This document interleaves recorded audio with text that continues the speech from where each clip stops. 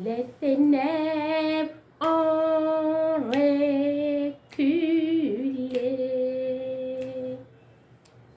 devant l'œuvre de la croix, devant l'agneau immolé et le sang versé pour moi, de la vie qu'il m'a donnée à la vie qui brille en moi. Son amour est à jamais, ma reconnaissance soit. Tous les anges louent sa sainteté. L'univers crie sa majesté. Chantons gloire et puissance, force et louange à l'agneau immolé. Amen, amen. Alléluia. Shalom à vous tous qui me suivez en ce moment. Que la paix du Seigneur soit avec vous.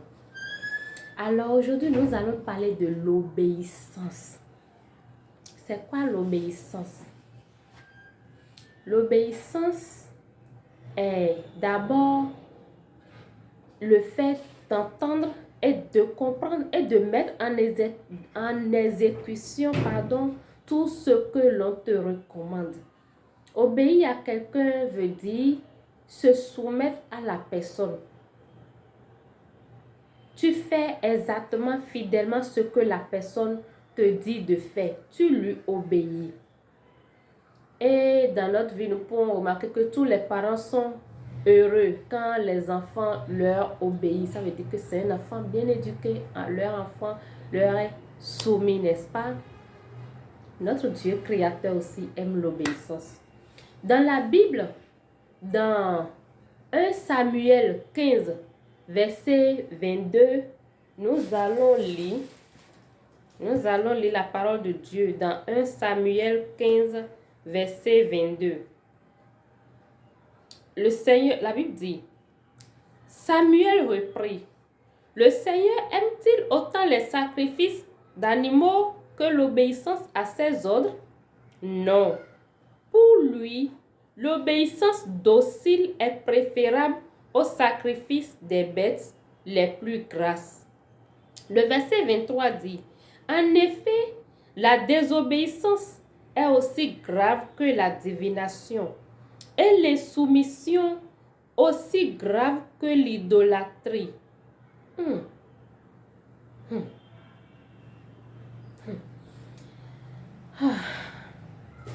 Que l'Esprit du Seigneur nous aide. Aujourd'hui, dans nos assemblées, dans nos communautés, nous voulons tous être bénis. Nous voulons tous les miracles. Nous voulons tous, c'est-à-dire, nous voulons tous les faveurs de Dieu sur nos vies.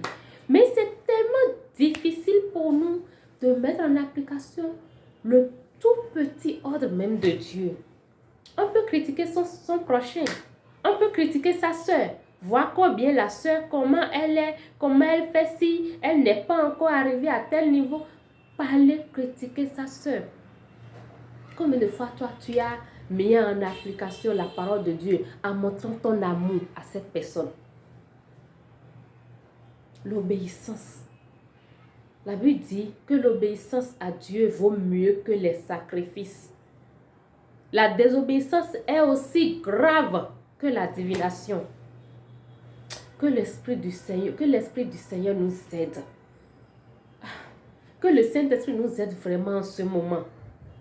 Chers amis, une personne peut rater sa destinée simplement parce qu'il n'a pas obéi à la parole de Dieu.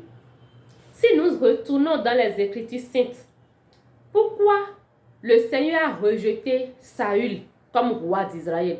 Pourtant, il a été le tout premier roi d'Israël. Ce grand peuple que Dieu aime tant, que ce grand peuple que Dieu a fait sortir avec des cris de joie, avec des acclamations, avec des prodiges extraordinaires.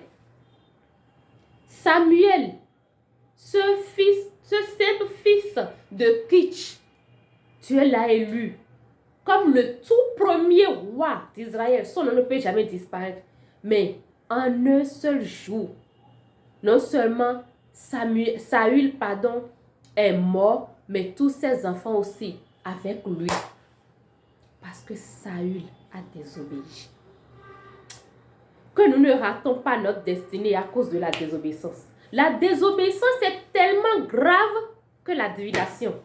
La Bible dit, est-ce qu'on sera dans le péché pour que la grâce de Dieu abonde? Loin de là. Si toi, tu ne fais pas ta part, ne crois pas que Dieu est ton serviteur pour faire sa part.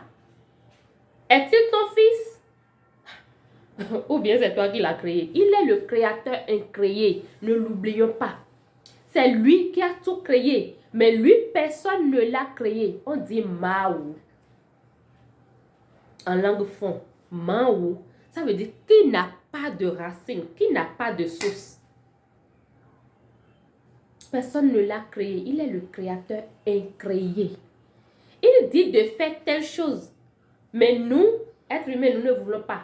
On ne fait que courir derrière les miracles. Derrière les miracles. Oui, c'est bon de chercher miracle, mais cherchez d'abord à obéir à la voix du Seigneur. Sans cela, on va seulement exister sans vivre. C'est-à-dire, on va exister sans accomplir rien de marquant dans la vie. Que celui qui a des oreilles aujourd'hui entende ce que l'Esprit dit. Bon après-midi.